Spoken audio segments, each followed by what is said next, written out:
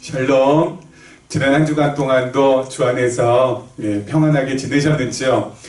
오늘 세 번째 강의입니다. 우리 2단계 성경 공부, 하나님의 예정과 인간의 자유의지, 우리 세 번째 시간인데요. 우리 지난 시간에 장로교 5대 교리, 칼빈주의 5대 교리, 우리 아주 그냥 짤막하게 우리 서론만 그렇게 살피고 이번 시간에 하겠다고 해서 지금 넘어왔습니다. 여러분들 지금 이 강의를 들으실 때요, 그냥 들으시는 것도 괜찮습니다.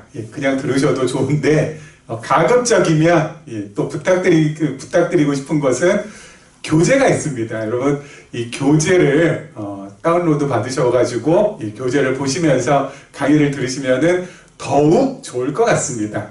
교재는 기쁨의 교회 홈페이지 www.delight.or.kr 거기 들어가셔가지고요, 우리 성경 공부 7단계 성경 공부라는 그 게시판이 있거든요. 거기 들어가셔서 보시면 2단계 인간의 죄송합니다. 하나님의 예정과 인간의 자유의지라는 그러한 대목이 나옵니다. 그걸 다운로드 받으셔서 같이 보시면서 이 공부를 따라오시면 너무너무 좋을 것 같습니다. 저도요, 이렇게 지난번 때 말씀을 못 드렸는데 강의안 이렇게 보니까요, 2017년 겨울 특강 해가지고 기쁨의 교회 2017년 겨울에 이렇게 했더라고요. 그러니까 올해가 2020년이죠. 2020년이니까 무려 3년 전에 2017년 3년 전에 이 강의를 했던 첫 강의를 했던 것입니다. 그래서 우리 지난 3년 동안 여러분들이 저와 함께 이 강의를 통하여 하나님의 은혜를 나눴었는데, 이제는 이렇게 유튜브를 통해서 또 우리 동영상을 통하여서 이렇게 하나님의 은혜를 나누게 되어서 얼마나 기쁜지 모릅니다. 지난 시간에 했던 그거 잠깐만 좀 요약을 하면요, 제가 이게 너무 길어가지고 미리 이렇게 좀 적어봤습니다. 장로교 5대 교리 또는 칼빈주의 5대 교리라고 하는데요, 이것을 신학대학원 다닐 때 목사가 되실 분들은 반드시 배우고 넘어갑니다. 왜냐면은 저 같은 경우에 장로교 목사잖아요. 그렇기 때문에 장로교에 대한 교리를 모르고서는 목사가 될 수가 없잖아요. 그렇기 때문에 우리 신학생들은, 특별히 장로교 계통의 신학을 하신 분들은 반드시 이 장로교 5대 교리 또는 칼빈주의 5대 교리를 수업 시간에 배우고요. 또 저 같은 경우에는 목사고시를 보기 전에 우리 전도사 시절 지나고 나서 강도사고시라는 것이 있습니다. 대한예수교 장로의 그 합동교단이거든요. 그래, 합동교단에는 우리 목사 안수 받기 바로 전에 강도사라는 제도가 있습니다. 그래서 이 강도라는 것은 잘 아시죠? 이렇게 무슨 험악한 사람을 말하는 그것이 아니라고요. 도를 강론할 수 있는 스승, 그래서 강도사입니다. 그래서 이 하나님의 말씀을 강론할 수 있는 그러한 것들이 이제 강도사 때 이제 비로소 이제 주어지게 되는데, 그런 강도사 고시가 대한예수교 장로의 합동교단에서는 아주 무척 까다롭고 어렵고 그 관문을 갖다가 통과해야지만 목사 고시를 또 볼 수 있는데, 그 강도사 고시 볼 때 요 논문 주제가, 논문을 한 편 써야 되거든요. 이 논문 주제가 바로 칼빈주의 5대 교리에 대해서 논하시오 였습니다. 근데 왜 이런 말씀 드리냐면요, 신학생 때, 그리고 또 이렇게 이 목사가 되기 위한 수련 과정에서는 이것을 너무너무 잘 배우거든요. 그리고 물론 이제 시험도 치릅니다. 그런데 막상 교회 현장에서는 잘 가르쳐지지 않는 것 같아요. 여러분 혹시 이런 이 칼빈주의 5대 교리 또는 장로교 5대 교리에 대해서 가르침을 갖다가 좀 꼼꼼하게 받아본 경험 있으시다면은, 특별히 지금 장로교에 다니시고 계신 성도님이라면은 그 교회 목사님께서 아주 잘 지금 신앙적으로 아름답게 우리 지도하고 계시구나라고 생각해도 괜찮을 것 같습니다. 그런데 제가 장로교회를 다니면서도 불구하고 지금 장로교 5대 교리나 또는 이 칼빈주의 5대 교리에 대해서 이거 지금 이번에 성경 공부하면서 나는 처음 이것을 지금 배우겠다라고 한다면은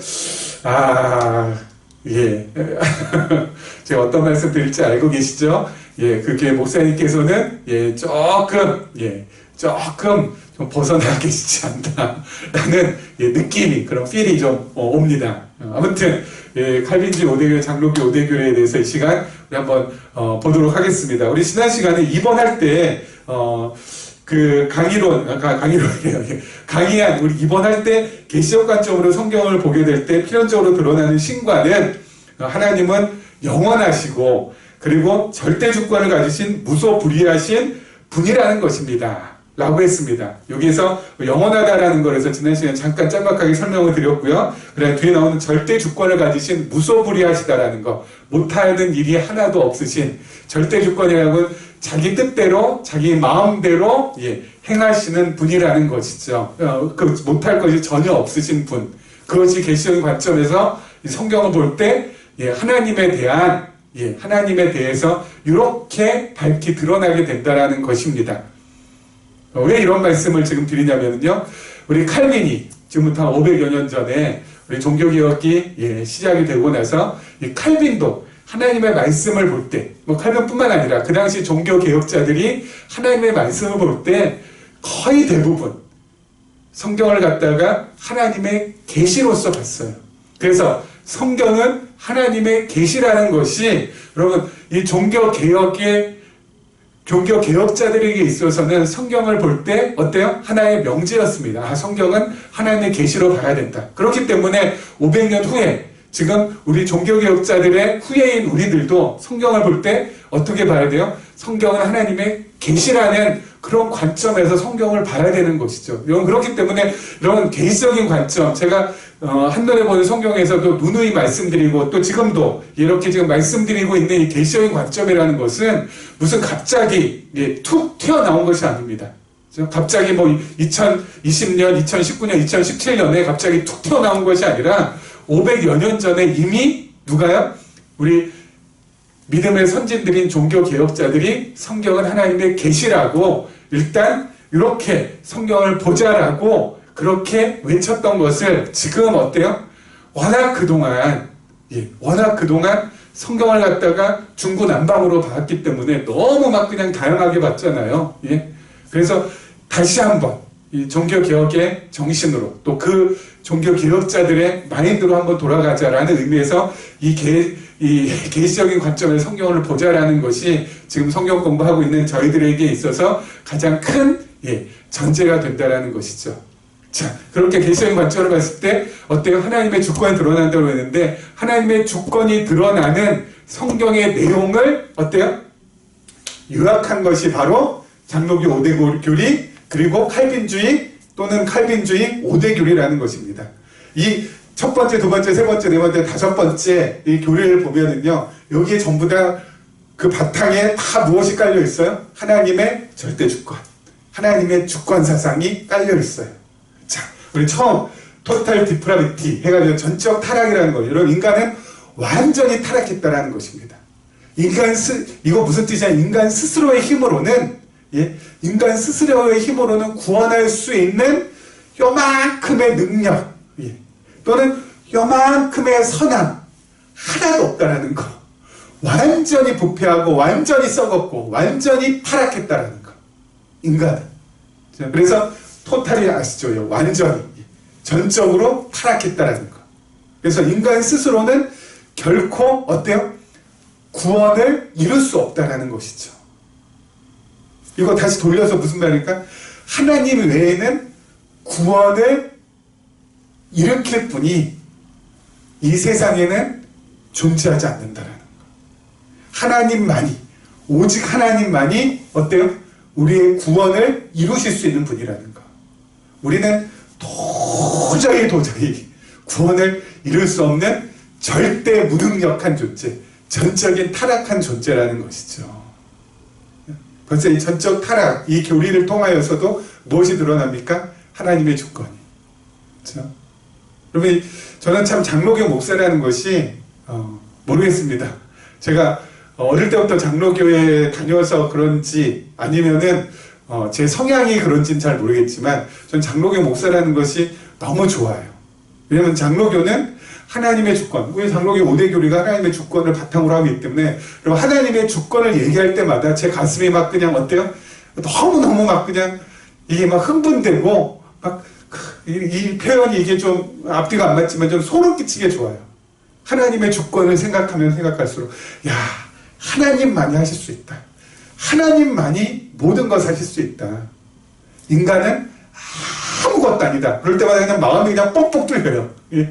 어떤 분 막 인간이 뭐 모든 것을 할 수 있고 뭐 I can do 뭐 you can do we can do 해야지 뭐 기분이 뭐 뻑뻑 뚫린다는데 저는 그런 쪽의 성향이 아니어서 너무너무 참 감사하게 여겨요. 예. 인간은 아무것도 아니고 아무것도 할 수 없고 오직 누가 하나님만이 하실 수 있다. 인간은 전적으로 타락하고 전적으로 부패하고 도저히 자신의 양심을 가지고서는 도저히 자신의 능력을 가지고서는 구원을 결코 이룰 수 없는 존재다. 하나님만이 하실 수 있습니다. 할 때 어때? 막 감격이 되거든요. 저는 흥분이 되고 막 기분 마구마구 좋아지고 막 엔돌핀 그냥 마구마구 솟고. 예. 여러분들 어떤지 모르겠지만 저는 그렇습니다. 자, 그리고 두 번째가 뭐라고요? unconditional election, 무조건 선택. 참, 하나님께서 이렇게 전적으로 타락한 인간, 완전히 부패한 인간들 가운데서 창세 전에 영혼 안에서 어때요? 아무런 조건도 안 보시고 선택한 사람이 있다는 거. 그래서 이미 창세 전에 하나님께서 선택한 사람이 있다는 거. 아무런 조건도 안 보시고 하나님께서 그 어떤 조건 안 보시고 선택한 사람이 있다는 거. 그럴 수밖에 없죠. 우리가 뭐 이 땅에 태어난 것이 뭐 길어봤자 지금부터 100년 전, 예, 지금 100세이신 분들은 100년 전, 그렇죠. 예, 짧은 사람들은 어때요? 지금부터 뭐 하루 전, 1시간 전 이 땅에 태어났을 거 아닙니까? 근데 예, 이렇게 이 땅에 태어나서 우리가 하는 행동이나 또 하는 모습이나 또는 뭐 우리의 어떤 갖춰진 실력이나 갖춰진 재력을 보고 하나님께서는 조건을 보시고 우리를 선택하신 것이 아니라는 거죠. 그럼 언제 선택하셨다고요? 창세 전에 영혼 안에서. 그렇죠? 영혼 안에서 하나님께서 우리를 아무런 조건 안 보시고 그냥 하나님께서 선택하셨다는 거. 그게 바로 무조건 선택 교리예요. 그 어떤 조건도 안 받다라는 거. 이것도 어때요? 하나님의 주권. 하나님의 주권이라는 게 하나님 마음대로 하시는 거거든요. 하나님 뜻대로 하시는 거거든요. 하나님께서 계획하신 대로 하는 거거든요. 하나님께서 작정하신 대로 하는 거거든요. 그렇게 계획하시고 뜻하시고 작정해서 하나님께서 나를 어때요? 그냥 일방적으로 선택하셨다는 거. 그 어떤 조건 안 보고. 인간이 무슨 어떤 조건을 내세워서 하나님께서 그 조건 보고 하나님께서 원하는 조건과 내가 내세운 조건이 합이 딱 맞아가지고 하나님께서 나를 선택하셔서 어때요? 구원해 주시는 것이 아니라는 거. 우리 전적으로 전부 다 타락했지만 하나님께서 그런 전적으로 타락한 존재지만 이미 이 세상이 만들어지기도 전에 어떻게 해요? 우리를 선택하셨다는 거. 아무런 조건 안 보시고. 그렇죠? 그러면 그게 우리에게는 은혜가 돼요. 여러분, 우리가 하나님의 은혜 하는데, 여러분, 은혜가 되려면은 내 공로가 여러분 단 0.0000001%만이라도 들어가 있어도 그것은 어때요? 은혜가 되지 않죠. 여러분, 은혜라는 것은 그냥 일방적으로 베풀어 주시는 거예요. 그렇죠. 내 공로, 내 의지, 내 노력, 상관없이 그냥 거저 주시는 거예요. 무조건 선택이 바로 그런 거잖아요.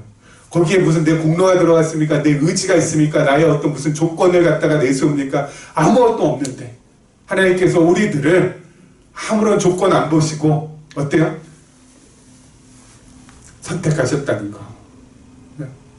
하나님 뜻대로, 하나님 계획하신 대로, 하나님의 작정하신 대로 선택하셨다는 거. 그것이 우리에게 무엇이 돼요? 은혜가 된다고요. 은혜가. 내가 거기에 있어서 저희가 뭐 한 것이 아무것도 없잖아요. 그렇죠?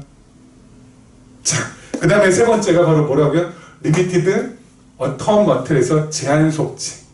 이렇게 하나님께서 우리를 어때요? 예. 아무런 조건 안 보시고 창세전에 선택한 우리를 위해서 이 땅에 누구를 보내주세요?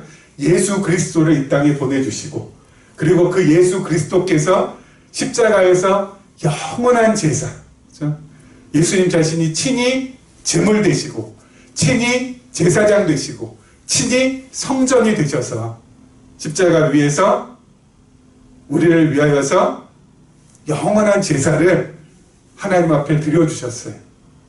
그를 통하여서 어때요? 이걸 통하여서 하나님께서 이렇게 unconditional election, 무조건대로 선택한 사람들은 반드시 그 예수 그리스도를 믿고 어떻게 해요? 죄를 속해 주신다고요.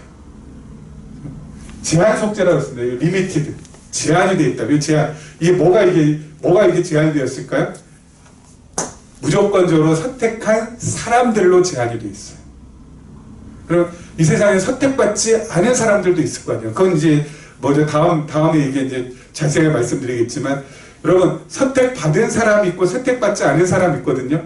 그래서 예수님께서 십자가에 달려 돌아가셔서 죄를 속해 주시는 것. 죄한 속죄잖아요. 죄를 속해 주시는 것은, 이것은 무제한적으로 모든 인류를 위하여서 예수님께서 십자가에 달리신 것이 아니라 무조건 선택을 받은 자기 백성, 하나님의 자녀가 될 사람들, 그 사람들을 위해서만 제한적으로 속죄해 주신다고요. 제한해서 속죄해 주신다고요. 누구나 다가 아니라 하나님께서 딱 제한을 딱 해주신 거죠. 얘는 창세전에 내가 선택한 아이야. 그럼 이 아이는 반드시 어때요? 너는 예수 그리스도를 믿을 수밖에 없고, 그리고 그 예수 그리스도를 네가 믿을 때 내가 그 죄를 용서해줘. 그렇죠. 근데 이 사람은 아니야. 그러면 안 돼요. 무제한이 아닙니다. 제한이 돼 있다고. 제한이 돼 있다고. 예수님께서 십자가에 달리셔서 우리의 죄를 용서해 주실 때는 반드시 자기 백성, 자기 자녀, 창세전에 무조건적으로 선택해준 사람에 한해서만 속죄해 주신다는 것. 그것이 바로 제한 속죄고요. 그리고 네 번째, 바로 이 레지스터블 그레이스, 불가항력적인 은혜. 이렇게 속죄를 받고, 그렇죠? 하나님 안에서 속죄를 받고 정말 하나님의 자녀가 된 사람에게는 하나님께서 어떻게 해요? 이 레지스터블, 여러분 레지스트 아시죠? 레지스트는 저항하다거든요. 그 앞에다가 부정어 아이야. 그래서 이 레지스트는 뭐예요? 저항할 수 없다는 거. 그래서 우리 그 번역하면은 불가항력하자는 거. 뭐가 불가항력해요? 저항할 수 없어요? 은혜가. 그런 사람에게는 하나님께서 저항할 수 없는, 이렇게 막 하나님의 은혜를 갖다 받지 않겠다고 아무리 저항해봤자 그 저항은 어때요? 소용이 없는 이 레지스터블 그레이스, 불가항력적인 은혜를 마구마구 베풀어 주신다고요. 그렇죠? 너무너무 이것도 어때요? 이것도 하나님의 주권이죠. 하나님께서 베풀고자 하는 그 사람, 누구야? 자기 자녀, 자기 백성에게는 하나님께서 은혜를 베풀어 주시는데, 그렇게 은혜를 베풀어 주시는 것에 있어서 그 받는 상대방이 어때요? 저항하거나 도망하거나 할 수가 없어요. 그럼 불가항력적인 은혜는 뭐예요? 그냥 받을 수밖에 없어요. 받을 수밖에. 예? 은혜 받는 게 불가항력적인 거예요. 불가항력적인. 도저히 내 힘으로 저항할 수 없는 거라고요. 하나님께서 그렇게 일방적으로 베풀어 주시겠다라는데, 그걸 갖다가 나는 안 받겠습니다. 난 도망가겠습니다. 피하겠습니다. 뭐 해봤자 소용없다고요. 참. 이게 하나님의 주권이에요. 그렇죠? 불가항적인 은혜를 베풀어 주셔서, 그래서 그 은혜를 갖다 우리는 매일매일, 매 순간순간 어때요? 힘입고, 매 순간순간마다 그 은혜를 힘입어서 매일매일 삶을 갖다가 역동적으로 살아갈 수가 있게 되는 것이죠.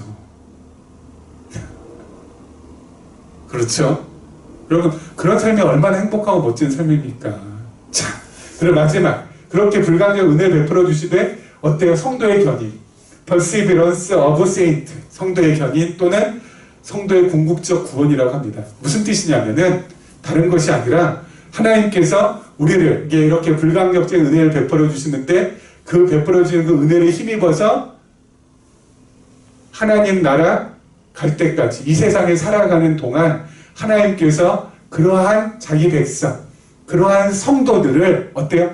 끝까지 하나님의 그 의로운 오른손을 놓치지, 그 의로운 오른손을 거두지 아니하시고 우리 손을 어떻게 이거 꽉 붙잡고, 그렇죠?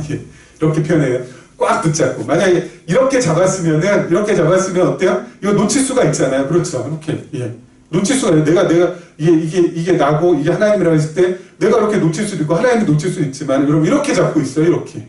이건 어때요? 내가 아무리 놔봤자, 그렇죠? 내가 아무리 이렇게 놔봤자, 하나님께서 내 손을 갖다가 꽉 쥐고 계시기 때문에, 그대로 잡고 가신다고요.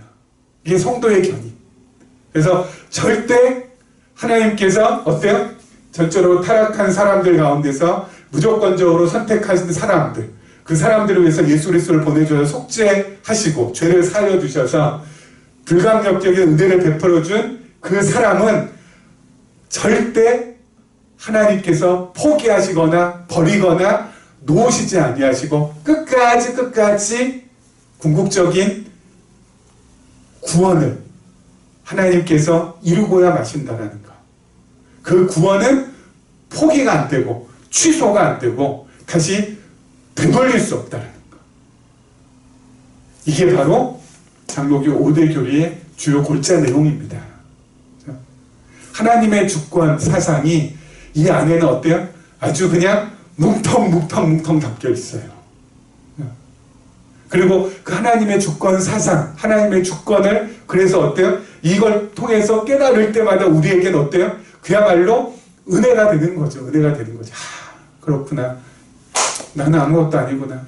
하나님이 처음부터 모든 것을 전부 다 하시는구나. 그것이 나에게 은혜가 되면, 그것이 나에게 정말 은혜로서 다가오면 내 마음이 어때요? 그래, 하나님 다 하시니까 나는 그냥 가만히 있자. 그렇게 못 있어요.